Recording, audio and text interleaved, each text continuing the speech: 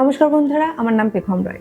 Doctor কৃষ্ণমাল মহাশয়ের ইন্টারভিউর কিছু মুহূর্ত আপনাদের কাছে তুলে ধরছি। নমস্কার স্যার। স্যার, আপনার নাম? নমস্কার, আমার নাম ডক্টর কৃষ্ণ মাল। আচ্ছা, আপনাকে একটা কোয়েশ্চেন করছি।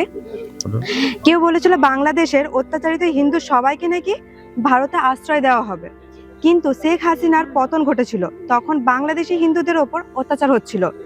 তখন অনেক বাংলাদেশি হিন্দু বর্ডারে এসে দাঁড়িয়েছিলেন ভারতে প্রবেশ করার জন্য, কিন্তু তাদেরকে প্রবেশ করতে দেওয়া হয়নি। এই ব্যাপারে আপনি কি বলবেন? এই ব্যাপারে আমি বলবো যে আপনারা কি করে ভাবলেন যে যে লোকগুলো বর্ডারে এসে দাঁড়িয়েছে তারা সব বাংলাদেশের হিন্দু? ওই সময় শেখ হাসিনার পতনের পরে অনেক মুসলিম তারা জঙ্গি হতে পারে, তারা কিন্তু মানে হিন্দুর রূপ ধরে যদি ভারতে প্রবেশ করে সেটাও তো করতে পারে। সুতরাং আমরা তাদেরকে অত্যাচার চলছিল বলেই যে সবাই একদম হিন্দু হয়ে এখানে উপস্থিত হচ্ছে, বর্ডারে যারা দাঁড়িয়ে রয়েছে তারা সবাই হিন্দু, এটা আপনারা কি করে বুঝলেন? তাদের মধ্যে তো জঙ্গিও থাকতে পারে। জঙ্গিরা তো আজকে ভারতবর্ষে অনেকেই আছে হিন্দুর নাম নিয়ে রয়েছেন, কিন্তু তারা জঙ্গি।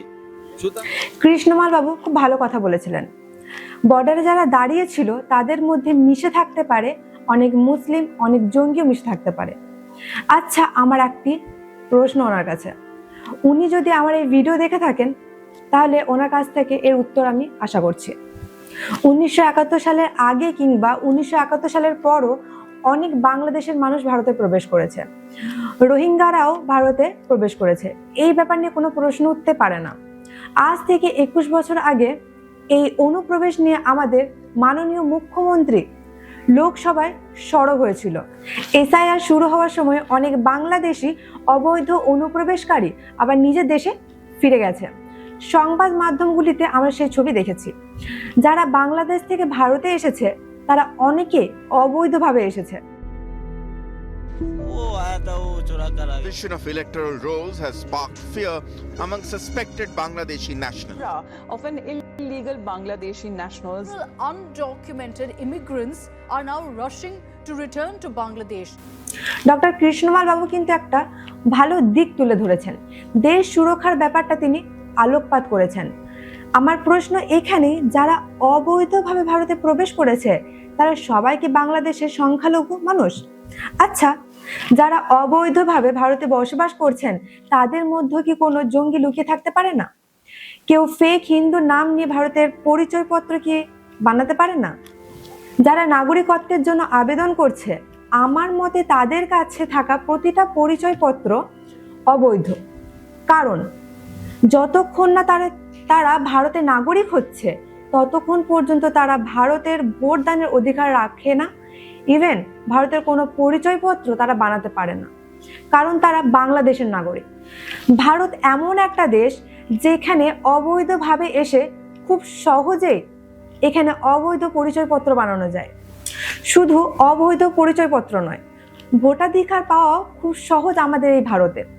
যেমন প্রভাস মণ্ডল বাংলাদেশের নাগরিক হয়েও ভারতের বৈধ ভোটার পরিচয়পত্র বানিয়ে ফেলেছেন। নিয়মিত সীমান্ত যাতায়াত ও চোরাচালানের অভিযোগও আছে ওনার নামে। উত্তর 24 পরগনা হিঙ্গলগঞ্জের ঘটনা এটা। প্রভাস মণ্ডল বাংলাদেশের সাতক্ষীরা জেলার বাসিন্দা। ওনার বাংলাদেশের ভোটার কার্ডও আছে। স্থানীয় বাসিন্দাদের দাবি, প্রভাস প্রায় 3 বছর আগে সাতক্ষীরা সীমান্ত দিয়ে অবৈধভাবে ভারতে প্রবেশ করেন এবং বীণা মণ্ডল নামে এক মহিলাকে নিজের মা বলে পরিচয় দিয়ে ভোটার আইডি সংগ্রহ করেন।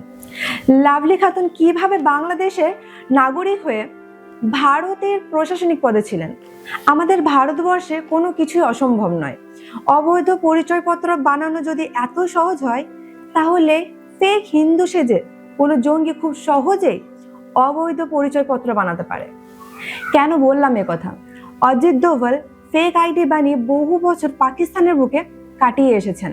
ভারতের বুকে মাঝে মধ্যে পাকিস্তানি জঙ্গি ধরা পড়েছে। ধুরন্ধর সিনেমাটা দেখলাম এবং জানলাম কিভাবে একজন এজেন্ট অন্য দেশে গিয়ে ফেক আইডি বানিয়ে নিজের কার্যসিদ্ধি করতে পারে। তবে সবকিছুর যেমন একটা পজিটিভ দিক থাকে, ঠিক সেরকমই নেগেটিভ দিকও থাকে। যারা বাংলাদেশে শেখ হাসিনার পতনের পর বর্ডারে দাঁড়িয়েছিল তাদের মধ্যে যেমন মুসলিম ও জঙ্গি ছিল কৃষ্ণবাবুর কথায়, তাদের মধ্যে অনেক অত্যাচারিত ওই হিন্দুও ছিল, অন্তত আমি সেটাই মনে করি। এই বলে আজকের এই ভিডিও এখানেই শেষ করছি। ধন্যবাদ ডক্টর কৃষ্ণমাল মহাশয়কে আমার এই চিন্তার জানালাটা খুলে দেওয়ার জন্য।